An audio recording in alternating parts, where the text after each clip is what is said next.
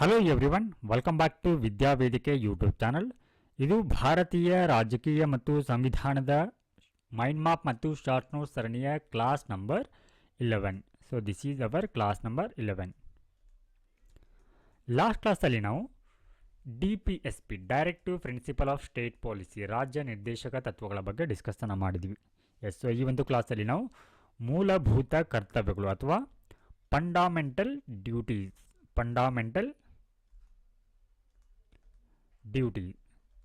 ಇವುಗಳ ಕುರಿತು ಚರ್ಚೆನ ಮಾಡಲಿದ್ದವ. ಸೊ ಈ ಒಂದು ಮೂಲಭೂತ ಕರ್ತವ್ಯಗಳೇನಿದೆ ಇವುಗಳನ್ನು ಏನು ಈ 1950 ಜನವರಿ 26 ಏನು ಸಂವಿಧಾನ ಜಾರಿ ಬರುತ್ತಾ, ಅಥವಾ ಈ ಒಂದು ಮೂಲ ಸಂವಿಧಾನದಲ್ಲಿ ಈ ಮೂಲಭೂತ ಕರ್ತವ್ಯಗಳ ಪ್ರಸ್ತಾಪ ಇರಲಿಲ್ಲ. So very important. ಸೊ ಇವುಗಳನ್ನು ಪ್ರಸ್ತಾಪ ಮಾಡಿರೋದಿಲ್ಲ, ಅಂದರೆ ನಮ್ಮ ಮೂಲ ಸಂವಿಧಾನ ಇವುಗಳನ್ನು ಒಳಗೊಂಡಿರೋದಿಲ್ಲ. ಸೊ ಯಾಕೆ ಅಂತಂದರೆ ನಮ್ಮ ಸಂವಿಧಾನದ ರಚನಾಕಾರರೇನಿದ್ದಾರೆ, ಸೊ ಇವರಿಗೆ ಈ ಒಂದು ಮೂಲಭೂತ ಕರ್ತವ್ಯಗಳು ಅಗತ್ಯತೆ ಅನಿಸಿರಲಿಲ್ಲ. ಸೊ ಹೀಗಾಗಿ ಅವುಗಳನ್ನ ಸೇರ್ಪಡೆ ಮಾಡಿರೋದಿಲ್ಲ. ಸೊ ಇಲ್ಲಿ ಒಂದು ಮಾತಿದೆ, ಏನಂತಂದ್ರೆ ಈ ಮೂಲಭೂತ ಹಕ್ಕುಗಳೇನಿದೆ, ಫಂಡಮೆಂಟಲ್ ರೈಟ್ಸ್ ಏನಿದೆ, ಇವುಗಳನ್ನು ಚಲಾಯಿಸುವಂಥ ವ್ಯಕ್ತಿ, ಮೂಲಭೂತ ಹಕ್ಕುಗಳನ್ನ ಚಲಾಯಿಸುವಂಥ ವ್ಯಕ್ತಿ ಕರ್ತವ್ಯಗಳನ್ನ ಅಂದರೆ ಈ ಫಂಡಮೆಂಟಲ್ ಡ್ಯೂಟೀಸ್ಗಳನ್ನ ಕೂಡ ಪಾಲನೆ ಮಾಡಲಿಕ್ಕೆ ಬದ್ಧನಾಗಿರಬೇಕಾಗತ್ತ. ಹಾಗೆ ಈ ತನ್ನ ಕರ್ತವ್ಯಗಳನ್ನ ಅಂದರೆ ಈ ಫಂಡಮೆಂಟಲ್ ಡ್ಯೂಟೀಸ್ಗಳನ್ನ, ಮೂಲಭೂತ ಕರ್ತವ್ಯಗಳನ್ನ ಪಾಲಿಸದಂತಹ ವ್ಯಕ್ತಿ ಈ ಹಕ್ಕುಗಳನ್ನ ಅಂದರೆ ಈ ಫಂಡಮೆಂಟಲ್ ರೈಟ್ಸ್ಗಳನ್ನ ಚಲಾಯಿಸಲಿಕ್ಕೆ ಯೋಗ್ಯನಲ್ಲ ಅನ್ನುವಂಥ ಒಂದು ಮಾತಿದೆ. ಸೊ ಹೀಗಾಗಿ ಈ ಫಂಡಮೆಂಟಲ್ ರೈಟ್ಸ್ ಹಾಗೂ ಈ ಫಂಡಮೆಂಟಲ್ ಡ್ಯೂಟೀಸ್ ಏನಂತಂದರೆ ಇವುಗಳು ಒಂದೇ ನಾಣ್ಯದ ಎರಡು ಮುಖಗಳಿದ್ದ ಹಾಗೆ. ಒಂದೇ ನಾಣ್ಯದ ಎರಡು ಮುಖ ಇದ್ದ ಹಾಗೆ. ಎಸ್. ಆದರೆ ಇಲ್ಲಿ ಏನು ವ್ಯತ್ಯಾಸ ಅಂದರೆ, ಈ ಮೂಲಭೂತ ಹಕ್ಕುಗಳ ಉಲ್ಲಂಘನೆ ಆದರೆ ಇವುಗಳ ಒಂದು ಜಾರಿಗಾಗಿ ಏನು ಮಾಡ್ಬೋದು ಅಂದರೆ ನ್ಯಾಯಾಲಯದ ಮೂಲಕ ಇವುಗಳನ್ನ ಜಾರಿಗೊಳಿಸಬಹುದು. ಆದರೆ ಇವುಗಳ ಕುರಿತು ಹಾಗಿಲ್ಲ. ಮೂಲಭೂತ ಕರ್ತವ್ಯಗಳನ್ನು ಜಾರಿಗೊಳಿಸುವಂತೆ ನ್ಯಾಯಾಲಯದಿಂದ ಇದು ಸಾಧ್ಯ ಇಲ್ಲ. ಆದರೆ ಇಲ್ಲಿ ಕರ್ತವ್ಯ ಅನ್ನುವಂಥ ಪದ ಏನಿದೆ ನೋಡಿ, ಮೂಲಭೂತ ಕರ್ತವ್ಯ ಅನ್ನುವಂಥ ಪದ ಏನಿದೆ, ಸೊ ಇದು ಏನಂತ ಸೂಚಿಸುತ್ತೆ, ಈ ಒಂದು ಕರ್ತವ್ಯಗಳನ್ನ ಈ ಒಂದು ಮೂಲಭೂತ ಕರ್ತವ್ಯಗಳನ್ನ ಕರ್ತವ್ಯ ಮೀನ್ಸ್ ಕಡ್ಡಾಯವಾಗಿ ಪಾಲಿಸತಕ್ಕದ್ದು ಅಂತ ಅರ್ಥ, ಪಾಲಿಸತಕ್ಕದ್ದು ಅಂತ. ಸೊ ಹೀಗಾಗಿ ಇವುಗಳನ್ನ ಎಲ್ಲರೂ ಕೂಡ ಕಡ್ಡಾಯವಾಗಿ ಪಾಲಿಸಬೇಕಾಗತ್ತ. ಎಸ್. ಹಾಗಿದ್ರೆ ಇವುಗಳು ಮೂಲ ಸಂವಿಧಾನದಲ್ಲಿ ಉಲ್ಲೇಖ ಇರಲಿಲ್ಲ. ಇವುಗಳನ್ನ ಹಾಗಿದ್ರೆ ಯಾವಾಗ ಸೇರ್ಪಡೆ ಮಾಡಲಾಗತ್ತೆ ಅನ್ನೋದು ನೋಡೋಣ. So very important. ಸೊ ಈ ರೀತಿ ಕೂಡ ಕೇಳ್ಬೋದು, ಅಂದರೆ ಮೂಲಭೂತ ಹಕ್ಕುಗಳು ಕೂಡ ಸಂವಿಧಾನದಲ್ಲಿ ಉಲ್ಲೇಖ ಆಗಿದ್ದವು ಅನ್ನೋಂಥದ್ದನ್ನು ಕೇಳ್ಬೋದು, ಅಥವಾ ಮೂಲ ಸಂವಿಧಾನದಲ್ಲಿ ಇವುಗಳ ಕುರಿತು ಪ್ರಸ್ತಾಪ ಇತ್ತು ಅನ್ನೋಂಥದ್ದನ್ನು ಕೂಡ ಕೇಳ್ಬೋದು. ಸೊ ಇವುಗಳು ಮೂಲ ಸಂವಿಧಾನದಲ್ಲಿ ಉಲ್ಲೇಖ ಇರಲಿಲ್ಲ. ಸೊ ಇವುಗಳನ್ನು ಯಾವಾಗ ಸೇರ್ಪಡೆ ಮಾಡಲಾಗುತ್ತೆ ಅನ್ನೋಂಥದ್ದು ನೋಡೋಣ. So in 1976. ಸೊ ಇಲ್ಲಿ ಏನಾಗತ್ತಾ, ಸೊ ಡ್ಯೂರಿಂಗ್ 1975 to 77 ಏನಿವಾಗ ರಾಷ್ಟ್ರೀಯ ತುರ್ತು ಪರಿಸ್ಥಿತಿ ಏನಿರುತ್ತಾ ಅಥವಾ ಎಮರ್ಜೆನ್ಸಿ ಪೀರಿಯಡ್ ಏನಿರುತ್ತಾ, ಸೊ ಆ ಅವಧಿಯಲ್ಲಿ ಎಮರ್ಜೆನ್ಸಿ ಪೀರಿಯಡಲ್ಲಿ ಸೇರಿಸಲಾಗಿರುವಂಥದ್ದು ಇವು ಮೂಲಭೂತ ಕರ್ತವ್ಯಗಳನ್ನ. ಅಂದರೆ ಇವುಗಳನ್ನ 42ನೇ ತಿದ್ದುಪಡಿ, so 42nd constitutional amendment act 1976, so ನೆನಪಿರಲಿ. ಸೊ ಈ ಒಂದು ಕಾಯ್ದೆ ಮೂಲಕ ಈ ಹಕ್ಕುಗಳನ್ನ ಕರ್ತವ್ಯಗಳನ್ನ ಸೇರಿಸಲಾಗತ್ತ. ಸೊ ನೆನಪಿರಲಿ ಏನಂತಂದರೆ ವೆರಿ ಇಂಪಾರ್ಟೆಂಟ್ ಪಾಯಿಂಟ್, 10 ಮೂಲಭೂತ ಕರ್ತವ್ಯಗಳನ್ನ ಸೇರಿಸಲಾಗತ್ತ. ಅಂದರೆ ಈ ಒಂದು ಕಾಯ್ದೆ ಮೂಲಕ ಇಲ್ಲಿ 10 ಮೂಲಭೂತ ಕರ್ತವ್ಯಗಳನ್ನ ಸೇರಿಸಲಾಗಿದೆ. ಸೊ ಪ್ರೆಸೆಂಟ್ ನಿಮಗೆ ಗೊತ್ತಿರಲಿ, ಪ್ರೆಸೆಂಟ್ 11 ಮೂಲಭೂತ ಕರ್ತವ್ಯಗಳಿದೆ. ಸೊ ಇಲ್ಲಿ ನಿಮಗೆ ಈ ಥರನೂ ಕನ್ಫ್ಯೂಸಿಂಗ್ ಮಾಡಲಿಕ್ಕೆ ಕೂಡ ಕೇಳ್ಬೋದು. ಅಂದರೆ ಇವುಗಳನ್ನ 2 ಬಾರಿ ಏನು ಮಾಡಲಾಗಿದೆ ಅಂದರೆ ಸೇರಿಸಲಾಗಿದೆ. ಅಂದರೆ ನಿಮಗೆ ಅಟ್ ಎ ಟೈಮ್, ಅಂದರೆ ಈ 42nd ಕಾನ್ಸ್ಟಿಟ್ಯೂಷನಲ್ ಅಮೆಂಡ್ ಮೂಲಕವೇ ಎಲ್ಲ 11 ಮೂಲಭೂತ ಕರ್ತವ್ಯಗಳನ್ನ ಸೇರಿಸಲಾಗಿದೆ ಅಂತ ಹೇಳಿದರೆ ಕನ್ಫ್ಯೂಸ್ ಆಗಬೇಡಿ. ಸೊ ಆ ಒಂದು ಸಂದರ್ಭದಲ್ಲಿ ಕೇವಲ 10 ಮೂಲಭೂತ ಕರ್ತವ್ಯಗಳನ್ನ ಮಾತ್ರ ಸೇರಿಸಲಾಗಿರುತ್ತೆ. ಸೊ ಹಾಗಿದ್ರೆ ಇನ್ನೊಂದು ಮೂಲಭೂತ ಕರ್ತವ್ಯವನ್ನು ಯಾವಾಗ ಸೇರಿಸಲಾಗತ್ತೆ? ಸೊ ಅದುವೇ 86th constitutional amendment act. 86th constitutional amendment act 2002. Yes, so ಈ ಒಂದು ಕಾಯ್ದೆ ಮೂಲಕ ಈ 11ನೆಯ ಅಂದರೆ ಒಂದು ಏನು ಮಾಡಲಾಗುತ್ತೆ, ಫಂಡಮೆಂಟಲ್ ಡ್ಯೂಟಿಯನ್ನು ಸೇರಿಸಲಾಗುತ್ತೆ. That is 11th.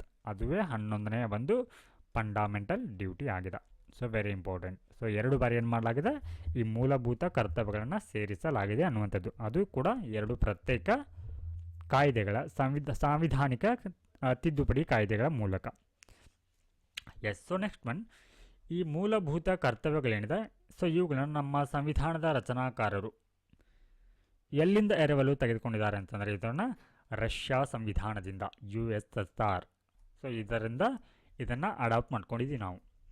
ಎಸ್, ಹಾಗಿದ್ರೆ ಈ ಒಂದು ಮೂಲಭೂತ ಕರ್ತವ್ಯಗಳೇನಿದೆ ಇವುಗಳನ್ನ ಯಾರ ಶಿಫಾರಸ್ಸಿನ ಮೇರೆಗೆ ಇವುಗಳನ್ನ ಸೇರಿಸಲಾಯಿತು ಅನ್ನುವಂಥದ್ದು ವೆರಿ ಇಂಪಾರ್ಟೆಂಟ್. ಎಸ್, ಸೊ ಅದುವೇ ಸ್ವರ್ಣ ಸಿಂಗ್ ಸಮಿತಿಯ ಶಿಫಾರಸುಗಳು, ಸ್ವರ್ಣ ಸಿಂಗ್ ಕಮಿಟಿ ರೆಕಮೆಂಡೇಶನ್. ಸೊ ಇದರ ಆಧಾರದ ಮೇಲೆ ಇವುಗಳನ್ನ ಸೇರಿಸಲಾಗುತ್ತೆ. ಯಾವಾಗ?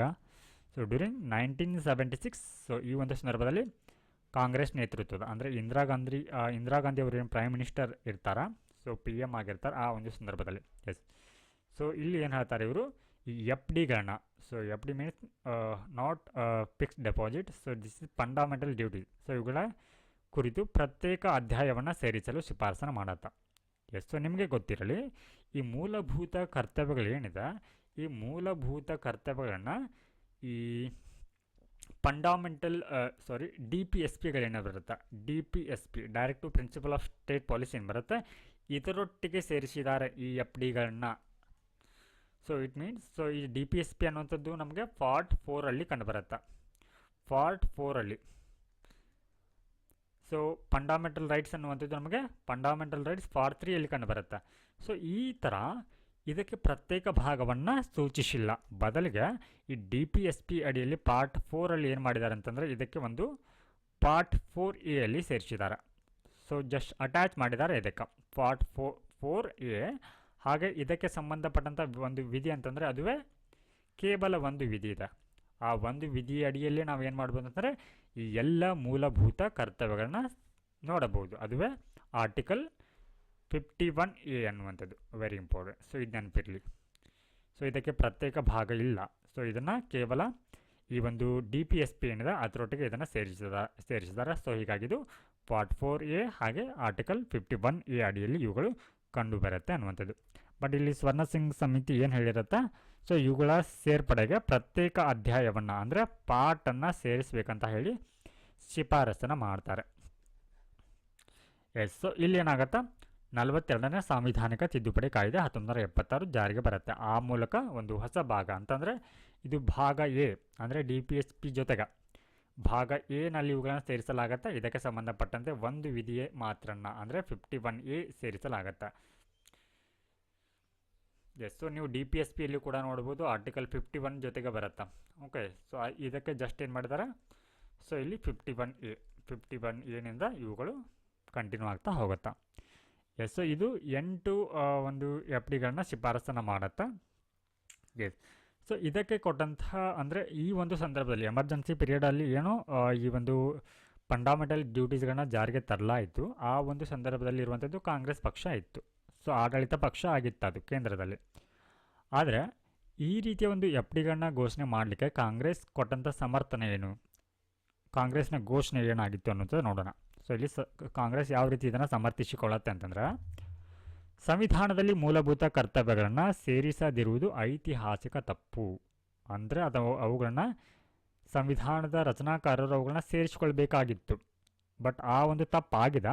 ಸೊ ಆ ಒಂದು ತಪ್ಪನ್ನು ನಾವು ಇವಾಗ ಸರಿ ಮಾಡಿಸ್ಕೊಳ್ತಾ ಇದ್ದೀವಿ ಅನ್ನೋದನ್ನು ಇಲ್ಲಿ ಹೇಳುತ್ತಾ. ಅಂದರೆ ರಚನಾಕಾರರು FDಗಳನ್ನ ಸೇರಿಸಲು ವಿಫಲವಾಗಿದ್ದರಿಂದ ಈಗ ಸೇರಿಸಲಾಗುತ್ತಿದೆ ಅನ್ನೋದನ್ನು ಸಮರ್ಥನೆ ಮಾಡಿಕೊಳ್ತಾರೆ.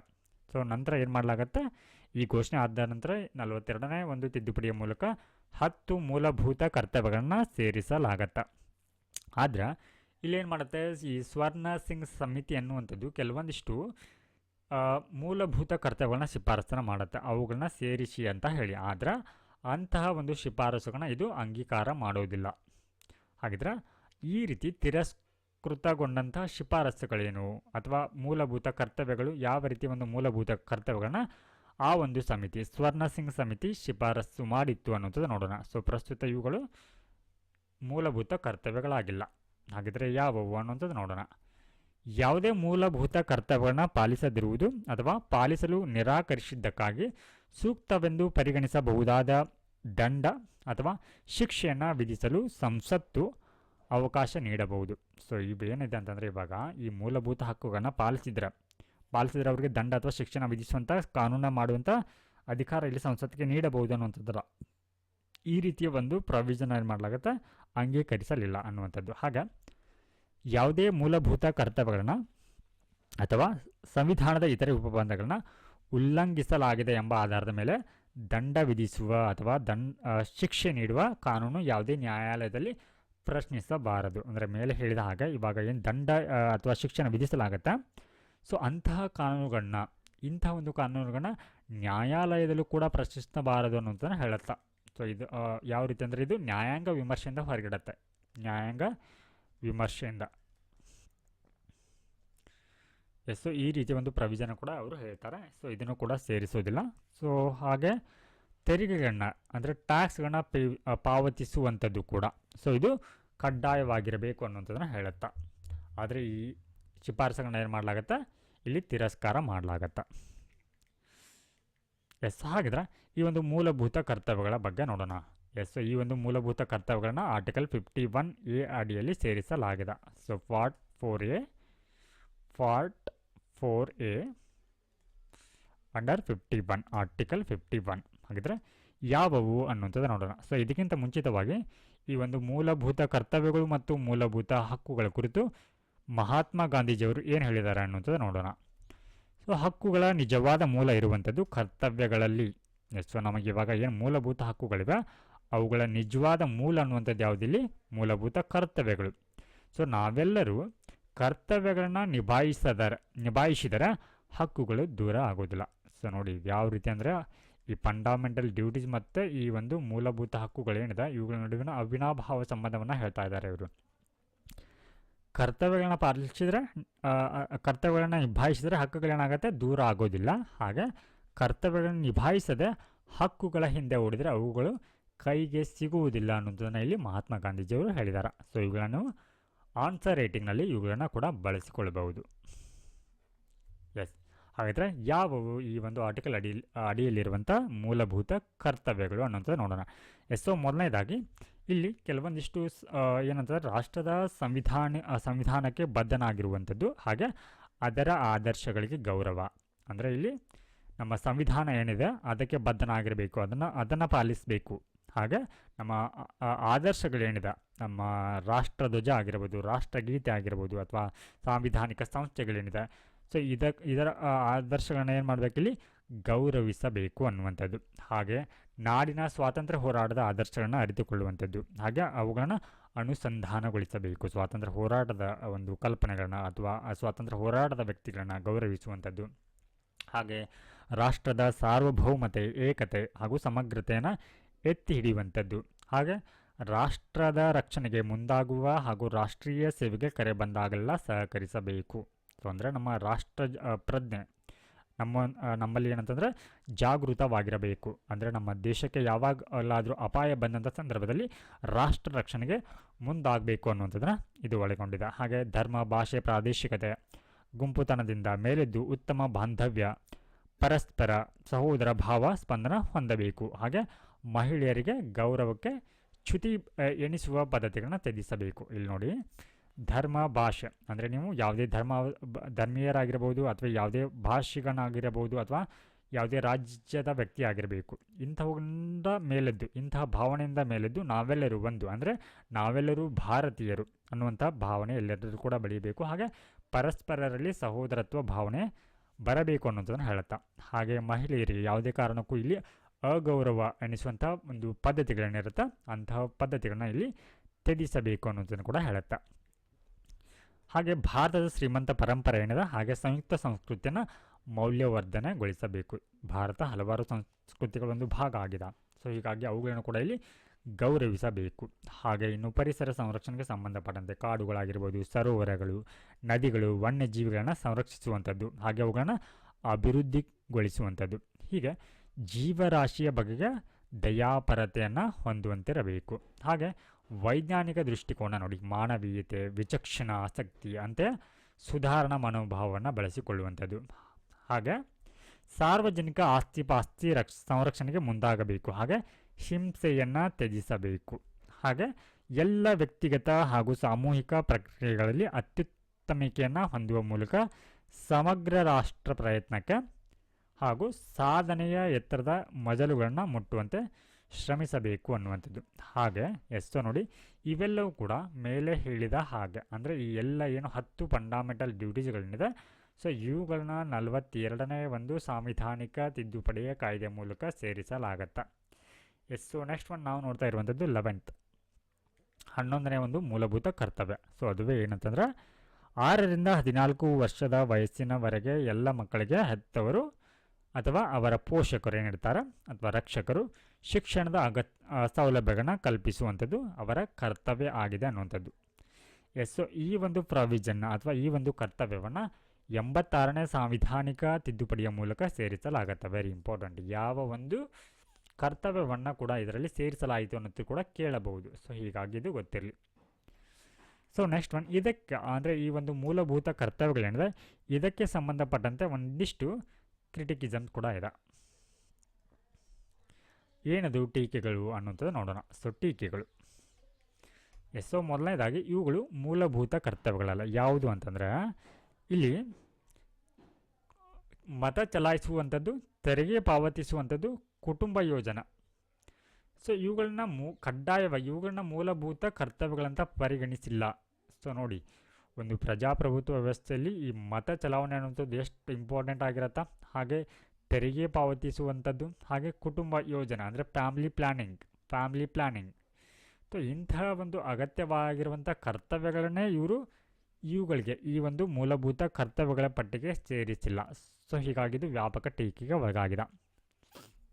ಹಾಗೆ ಕೆಲವೊಂದಿಷ್ಟು ಕರ್ತವ್ಯಗಳೇನಿದೆ ಅವುಗಳು ಅಸ್ಪಷ್ಟವಾಗಿದೆ. ಹಾಗೆ ಅವುಗಳನ್ನ ಜನಸಾಮಾನ್ಯರಿಗೆ ಅರ್ಥ ಮಾಡಿಕೊಳ್ಳಲಿಕ್ಕೆ ಕಷ್ಟ ಅನಿಸುತ್ತೆ. ವೈಜ್ಞಾನಿಕ ಮನೋಭಾವನೆ ಅನ್ನುವಂಥದ್ದಿದೆ. ಸೊ ಇವೆಲ್ಲವೂ ಕೂಡ ಜನರಿಗೆ ಅರ್ಥ ಮಾಡಿಕೊಳ್ಳಲಿಕ್ಕೆ ಕಷ್ಟ ಇರುವಂಥ ಕಾರಣಕ್ಕಾಗಿ. ಹಾಗೆ ಇವುಗಳು ನ್ಯಾಯಸಮ್ಮತವಲ್ಲದ ಪಾತ್ರ. ಸೊ ಇಟ್ ಮೀನ್ಸ್ ಅಂದರೆ ಇಲ್ಲಿ ಈ ಒಂದು ಕರ್ತವ್ಯಗಳು ಏನೋ ಕೊಟ್ಟಿದ್ದಾರೆ, ಬಟ್ ಅವುಗಳು ಯಾವಾಗ ಇಲ್ಲಿ ಯಶಸ್ವಿ ಆಗತ್ತೆ ಅಥವಾ ಅದಕ್ಕೆ ಯಾವಾಗ ಅರ್ಥ ಬರುತ್ತೆ ಅಂತಂದರೆ ಅವುಗಳನ್ನ ಜಾರಿಗೊಳಿಸಿದ್ರ ಅಥವಾ ಅವುಗಳನ್ನ ಪಾಲಿಸಿದರೆ, ಶಿಕ್ಷೆ ವಿಧಿಸಿದರೆ ಮಾತ್ರ ಏನಾಗುತ್ತೆ, ಅಥವಾ ಪಾಲಿಸದಿದ್ದರೆ ಅವುಗಳಿಗೆ ಒಂದು ಅರ್ಥ ಇರುತ್ತೆ. ಸೊ ಇಲ್ಲಿ ಒಂದು ಕಡೆ ಕೊಟ್ಟಿದ್ದಾರೆ, ಅವುಗಳನ್ನ ಇಲ್ಲಿ ಪಾಲಿಸದಿದ್ದರೆ ಶಿಕ್ಷೆ ಅಥವಾ ದಂಡ ಇಲ್ಲ ಅಂತ ಹೇಳಿದ್ದಾರೆ. ಸೊ ಹೀಗಾಗಿ ಏನಾಗುತ್ತೆ, ಅದು ನ್ಯಾಯಸಮ್ಮತವಲ್ಲದಂಥ ಪಾತ್ರವನ್ನು ವಹಿಸಿದ. ಸೊ ಇದೇ ರೀತಿ ಏನು ಕೊಟ್ಟಿದ್ದರು ಚರಣ್ ಸಿಂಗ್ ಅವರು. ಸೊ ಅಂಥವುಗಳನ್ನ ಪಾಲಿಸದಿದ್ರ, ಮೂಲಭೂತ ಕರ್ತವ್ಯಗಳನ್ನ ಪಾಲಿಸಿದ್ರೆ ಅವರಿಗೆ ದಂಡ ಅಥವಾ ಶಿಕ್ಷೆಯನ್ನು ಹಾಕಬೇಕಂತ ಹೇಳಿದರು. ಅವುಗಳನ್ನ ಏನು ಮಾಡುತ್ತೆ, ಇದು ನೆಗ್ಲೆಕ್ಟ್ ಅಥವಾ ತಿರಸ್ಕಾರ ಮಾಡುತ್ತಾ. ಹಾಗೆ ವಿಮರ್ಶಕರು ಇದನ್ನು ಅನಗತ್ಯ ಎಂದು ಬಣ್ಣಿಸಿದ್ದಾರೆ. ಇಲ್ಲಿ ನೋಡಿ, ಇವುಗಳು ನ್ಯಾಯಸಮ್ಮತವಾದಂಥ ಪಾತ್ರವನ್ನು ಹೊಂದಿಲ್ಲ, ಶಿಕ್ಷೆಗೆ ಅದರ ಉಲ್ಲಂಘನೆಗಾಗಿ ದಂಡ ಅಥವಾ ಶಿಕ್ಷೆ ಇಲ್ಲ. ಸೊ ಹೀಗಾಗಿ ಇವುಗಳು ಅನಗತ್ಯ ಅನ್ನುವಂಥನ್ನು ಬಣ್ಣಿಸಿದ್ದಾರೆ. ಎಸ್. ಸೊ ಇದರೊಟ್ಟಿಗೆ ಇಲ್ಲಿ CK ದಫ್ತರಿ, ಸೊ ಮಾಜಿ ಅಟಾರ್ನಿ ಜನರಲ್ ಅವರು ಒಂದು ಮಾತನ್ನು ಹೇಳ್ತಾರೆ. ಅಂದ್ರೆ ಇವುಗಳನ್ನು ಭಾರತದ ಸಂವಿಧಾನದಲ್ಲಿ ಮೂಲಭೂತ ಕರ್ತವ್ಯಗಳನ್ನ ಸೇರ್ಪಡೆ ಮಾಡಿರುವುದು ಅನವಶ್ಯಕ. ಯಾಕೆಂದರೆ ಸಂವಿಧಾನಕ್ಕೆ ಸೇರ್ಪಡೆ ಮಾಡದಿದ್ದರೂ ಕೂಡ ಜನರು ಅವುಗಳನ್ನು ನಿರ್ವಹಿಸ್ತಾ ಇದ್ರು. ಸೊ ಇವುಗಳನ್ನ ಸೇರ್ಪಡೆ ಮಾಡಿರುವಂಥ ಅವಶ್ಯಕತೆ ಇರಲಿಲ್ಲ ಅನ್ನೋದನ್ನು ಹೇಳ್ತಾರೆ. ಹಾಗೆ ಇಲ್ಲಿ ನೋಡಿ, ಈ ಭಾಗ 4ರಲ್ಲಿ ಮೂಲಭೂತ ಕರ್ತವ್ಯಗಳನ್ನ ಸೇರ್ಪಡೆ ಮಾಡಲಾಗಿದೆ. ಭಾಗ 4ರಲ್ಲಿ ಏನಿದೆ ನಮ್ಗೆ, ಭಾಗ 4ರಲ್ಲಿ DPSP ಇದೆ, directive principle of state policy ಇದೆ. ಸೊ ಹೀಗಾಗಿ ಇದರೊಟ್ಟಿಗೆ ಇವುಗಳನ್ನ ಸೇರ್ಪಡೆ ಮಾಡಿದ್ದಾರೆ. ಸೊ ಇದರೊಟ್ಟಿಗೆ ಏನು ಮಾಡಿದ್ದಾರೆ, ಇವುಗಳನ್ನ ಸೇರ್ಪಡೆ ಮಾಡಿ ಭಾಗ 4A ಸೇರಿಸಿದ್ದಾರೆ. ಸೊ ಹೀಗಾಗಿ ಏನಾಗುತ್ತೆ, ಇವುಗಳಿಗೆ ಅಷ್ಟೊಂದು ಮೌಲ್ಯ ಅನ್ನುವಂಥದ್ದು ಬರುವುದಿಲ್ಲ. ಸೊ ಹೀಗಾಗಿ ಏನಾಗುತ್ತೆ, ಇಲ್ಲಿ ಮೂಲಭೂತ ಹಕ್ಕುಗಳ ಮೌಲ್ಯ ಅಥವಾ ಮಹತ್ವ ಅನ್ನುವಂಥದ್ದು ಏನಾಗುತ್ತೆ, ಇಲ್ಲಿ ಕಡಿಮೆ ಆಗತ್ತೆ. ಸೊ ಇದರೊಟ್ಟಿಗೆ ಇಲ್ಲಿ ಇವುಗಳಿಗೆ ಮೌಲ್ಯ ಅಥವಾ ಮಹತ್ವ ಯಾವಾಗ ಬರ್ತಾ ಇತ್ತು ಅಂತಂದರೆ, ಸೊ ಏನು ಮೂಲಭೂತ ಹಕ್ಕುಗಳಿದೆ ಭಾಗ 3ರಲ್ಲಿ ಮೂಲಭೂತ ಒಂದು ಹಕ್ಕುಗಳೇನಿದೆ, ಸೊ ಇದರಕ್ಕೆ ಸಮನಾಗಿ ಇವುಗಳನ್ನ ಅಥವಾ ನಂತರ ಅಂದರೆ ನೆಕ್ಸ್ಟ್ ಪಾರ್ಟ್ ಭಾಗ 4ರಲ್ಲಿ ಇವುಗಳನ್ನ ಸೇರಿಸಿರಬೇಕಾಗಿತ್ತು ಅನ್ನುವಂಥದ್ದು ಇಲ್ಲಿ ವಿಮರ್ಶಕರ ಒಂದು ಅಭಿಪ್ರಾಯ ಆಗಿದೆ. ಹಾಗೆ ಇದರೊಟ್ಟಿಗೆ ಜೆ.ಎಸ್. ವರ್ಮಾ ಸಮಿತಿ ಕೂಡ ಫಾರ್ಮ್ ಮಾಡಲಾಗಿರುತ್ತೆ 1999ರಲ್ಲಿ. ಸೊ ಇದು ಕೂಡ ಒಂದಿಷ್ಟು ಶಿಫಾರಸುಗಳನ್ನ ಹೇಳುತ್ತೆ, ಏನು ಶಿಫಾರಸನ್ನು ಮಾಡುತ್ತೆ ಅನ್ನೋಂಥ ನೋಡೋಣ. ಸೊ ಇಲ್ಲಿ ಮೂಲಭೂತ ಕರ್ತವ್ಯಗಳ ಅನುಷ್ಠಾನ ಮತ್ತು ಈ ಫಂಡಮೆಂಟಲ್ ಡ್ಯೂಟೀಸ್ಗಳ ಅನುಷ್ಠಾನಕ್ಕಾಗಿ ಕಾನೂನುಗಳನ್ನ ರಚನೆಯನ್ನು ಮಾಡಬೇಕನ್ನುವಂಥದ್ದನ್ನು ಹೇಳುತ್ತೆ. ಬಟ್ ಇದು ಕೂಡ ಇನ್ನೂ ಕೂಡ ಜಾರಿಗೆ ಬಂದಿಲ್ಲ, ಅಥವಾ ಈ ಒಂದು ಶಿಫಾರಸುಗಳನ್ನು ಕೂಡ ಅಂಗೀಕಾರ ಮಾಡಿಲ್ಲ. ಎಷ್ಟೋ ನಂತರದಲ್ಲಿ ಈ ಒಂದು ಮೂಲಭೂತ ಕರ್ತವ್ಯಗಳ ಮಹತ್ವವನ್ನು ನೋಡೋಣ. Importance of fundamental duty. So first one, ಅವು ನಾಗರಿಕರಿಗೆ ಜ್ಞಾಪನೆಯಾಗಿ ಕಾರ್ಯನಿರ್ವಹಿಸುತ್ತವೆ. They serve as a reminder to the citizens. ಅಂದ್ರೆ ತಮ್ಮ ಹಕ್ಕುಗಳನ್ನ ಆನಂದಿಸುತ್ತಾ ಅವರು ತಮ್ಮ ದೇಶ, ಸಮಾಜ ಮತ್ತು ಸಹ ನಾಗರಿಕರಿಗೆ ಸಲ್ಲಿಸಬೇಕಾದ ಕರ್ತವ್ಯಗಳ ಬಗ್ಗೆಯೂ ಜಾಗೃತರನ್ನಾಗಿಸುತ್ತದೆ. ಸೊ ಉದಾಹರಣೆಗೆ ಇವಾಗ ಎಲೆಕ್ಟೆಡ್ ಗೌರ್ಮೆಂಟ್ ಇರುತ್ತೆ ಅಂತ ಅನ್ಕೊಂಡು, ಚುನಾಯಿತ ಸರ್ಕಾರ. ಈ ಚುನಾಯಿತ ಸರ್ಕಾರ ತನ್ನ ಕಾರ್ಯಗಳನ್ನ ನಿಭಾಯಿಸುವಂಥ ಸಂದರ್ಭದಲ್ಲಿ ಅದು ತನ್ನ ಕರ್ತವ್ಯಗಳನ್ನ ಸಂವಿಧಾನದ ಆಶಯದಂತೆ ನಡೆಸ್ತಾ ಇದೆಯಾ, ಸಂವಿಧಾನದ ಆಶಯದಂತೆ ತನ್ನ ಕರ್ತವ್ಯಗಳನ್ನ ಪಾಲಿಸ್ತಾ ಇದೆಯಾ, ಅಥವಾ ಇಲ್ಲಿ ತನ್ನ ರಾಜಕೀಯ ಪ್ರೇರಿತದಿಂದ ಅದು ಕರ್ತವ್ಯಗಳನ್ನ ನಿರ್ವಹಿಸ್ತಾ ಇದೆಯಾ. ರಾಜಕೀಯ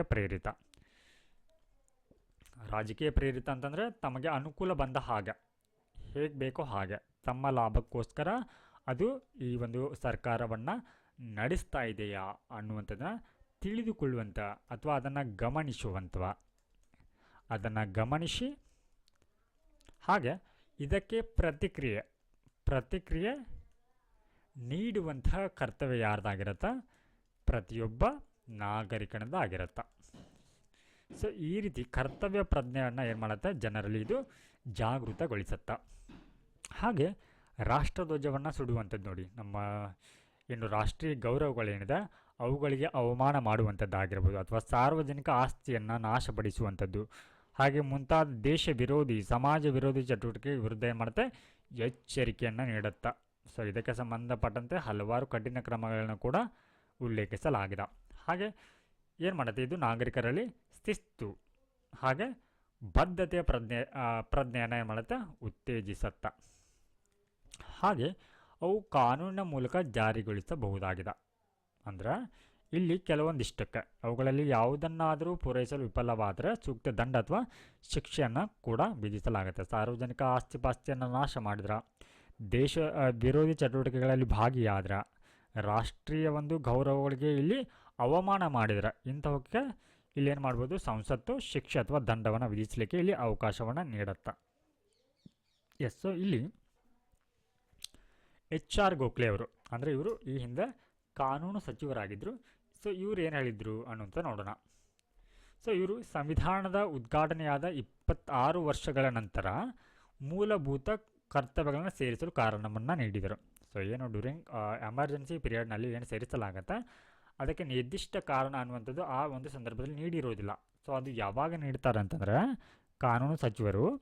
ಸೊ ಇಲ್ಲಿ ಪ್ರಜಾಪ್ರಭುತ್ವವನ್ನು ಬಲಪಡಿಸಲು ಮತ್ತು ಹಕ್ಕುಗಳು ಮತ್ತು ಕರ್ತವ್ಯಗಳ ನಡುವೆ ಸಮತೋಲನವನ್ನು ಸ್ಥಾಪಿಸುವ ಒಂದು ಸಾಧನವಾಗಿ ಮೂಲಭೂತ ಕರ್ತವ್ಯಗಳನ್ನ ಸೇರ್ಪಡೆ ಮಾಡಲಾಯಿತು ಅನ್ನೋದನ್ನು HR ಗೋಖಲೆ ಅವರು ಈ ಕಾಂಗ್ರೆಸ್ ಪರವಾಗಿ ಏನು ಮಾಡ್ತಾರೆ ಅಂದರೆ ರಾಜಕೀಯವಾಗಿ ಇದನ್ನು ಏನು ಮಾಡ್ಕೊಳ್ತಾರೆ, ರಾಜಕೀಯವಾಗಿ ಇದನ್ನು ಸಮರ್ಥಿಸಿಕೊಳ್ತಾರೆ. ರಾಜಕೀಯವಾಗಿ ಸಮರ್ಥನ